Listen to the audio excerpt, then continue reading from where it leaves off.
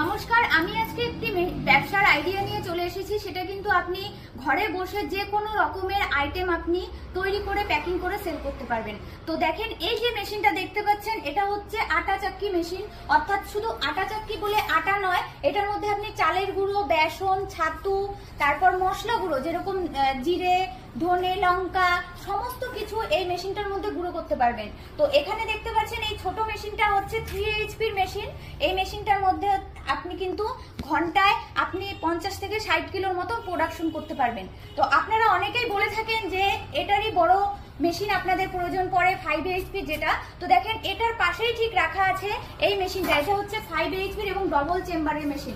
যদি আপনারা মনে করেন যে আপনারা ডবল চেম্বার নেবেন না, 5 HP মেশিন নেবেন, তাহলে এই যে মেশিনটা দেখেছেন এটার থেকে আরেকটু বড় মেশিন হবে।